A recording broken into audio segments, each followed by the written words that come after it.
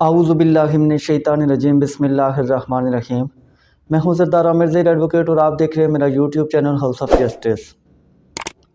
अगर किसी शख्स ने किसी दूसरे शख्स को कोई पावर ऑफ अटर्नी दी हो, चाहे वो स्पेशल हो या जनरल हो, और वो रजिस्टर्ड है, तो फिर उसको कैंसिल किस तरीके से करवा सकते हैं, उसका क्या प्रोसीजर है, आज की वीडियो में इस टॉपिक पर बात होगी। ये जो पावर ऑफ अटर्नीज़ होती हैं वो दो तरह की होती हैं।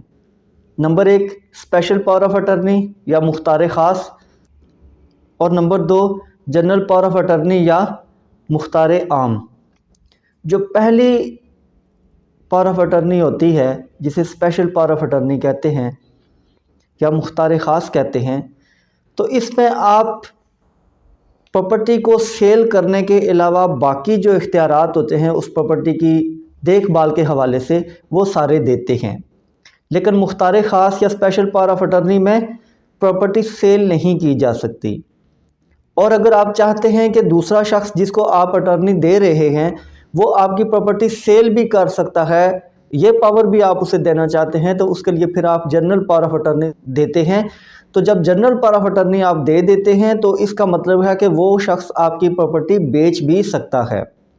ऐसी तमाम पावर्स जो आपके पास हैं वो सारी उसको मुंतकिल हो जाएंगी।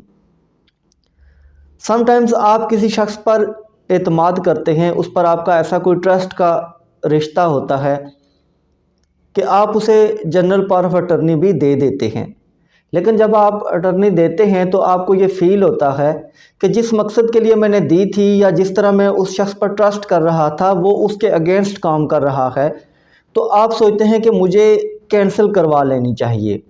उसकी कई रीज़न्स भी हो सकती हैं कि जिस शख्स को आपने अटर्नी दी है, मुख्तार आम दिया है, वो शख्स उसका गलत इस्तेमाल कर रहा है, या जो इख्तियारात आपने दिए थे उसमें तो लिखा तो बेशक सेल का भी है, ट्रांसफ़र का सब कुछ लिखा जाता है, लेकिन आपने जिस मकसद के लिए उसे दी थी वो उससे तजावज़ कर रहा है। जितने इख्तियार आपने उसे कहा था कि इससे ज़्यादा आपने यूज़ नहीं करने, तो वो उससे बढ़कर इख्तियारात यूज़ कर रहा है।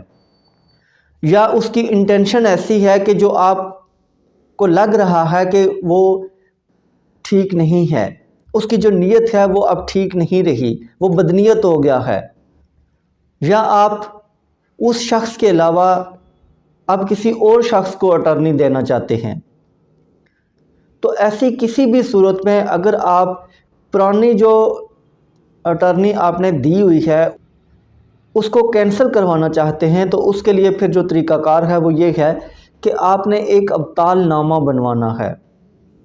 अब्तालनामा कहते हैं कि जो मनसूखी, जो पहले वाली अटर्नी आप दे चुके हैं, रजिस्टर्ड हो चुकी है, उसकी मनसूखी के लिए अब आपने बिल्कुल उसी तरीके से एक अब्तालनामा रजिस्टर करवाना है।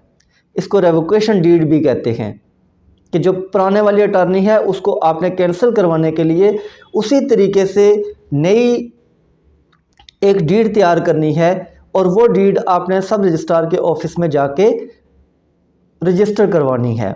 उसका तरीकाकार ये है कि आप स्टाम्प पेपर ख़रीदेंगे।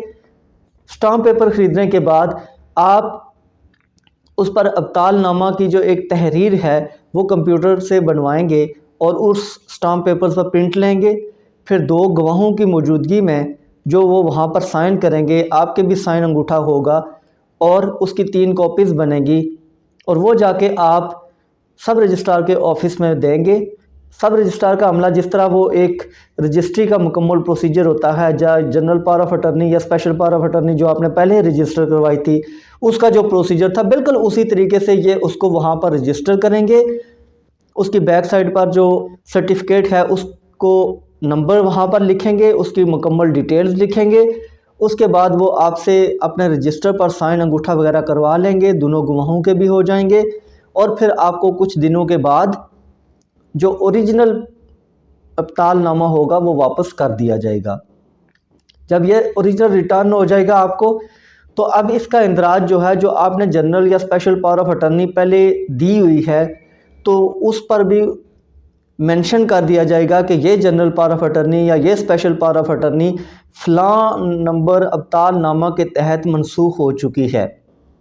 इसका फ़ायदा आपको ये होगा कि अगर वो शख्स जिसके पास जनरल पावर ऑफ अटर्नी है, अगर उसके ब्याह पर वो जाके उस प्रॉपर्टी को कहीं ट्रांसफ़र करना चाहता है, तो वहाँ पर आपका जो अब्तालनामा वहाँ रजिस्टर्ड है, तो उसका नंबर वहाँ लिखा हुआ है, तो उन्हें पता चल जाएगा कि ये general power of attorney already मनसूख हो चुकी है, लिहाजा उसकी बेस पर वो प्रॉपर्टी ट्रांसफ़र नहीं कर सकेगा, वहाँ पर उसकी ऑब्जेक्शन लग जाएगी।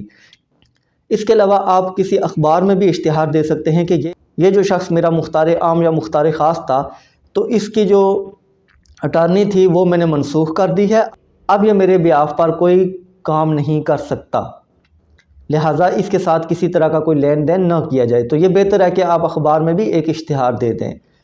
लेकिन जब आप रजिस्टर्ड करवा लेंगे अब्तालनामा, वहाँ पर उसकी एंट्रीज़ हो जाएंगी, तो आपको किसी तरह का कोई लॉस नहीं होगा। और अगर इसके बावजूद वो किसी तरीके से ऐसा कोई काम कर जाता है, तो वो इल्लीगल होगा, नल एंड वाइड होगा, उसकी कोई लीगल वैल्यू नहीं होगी। तो ये एक मुकम्मल प्रोसीजर है कि किस तरीके से आप अब्तालनामा बनवा सकते हैं। तो व्यूअर्स, ये थी आज की वीडियो। उम्मीद है वीडियो पसंद आएगी। अगर वीडियो पसंद आई तो चैनल को सब्सक्राइब करना ना भूलिएगा। इसी के साथ इजाज़त चाहता हूँ। अपनी दुआ में याद रखेगा। फ़ी अमानिल्लाह।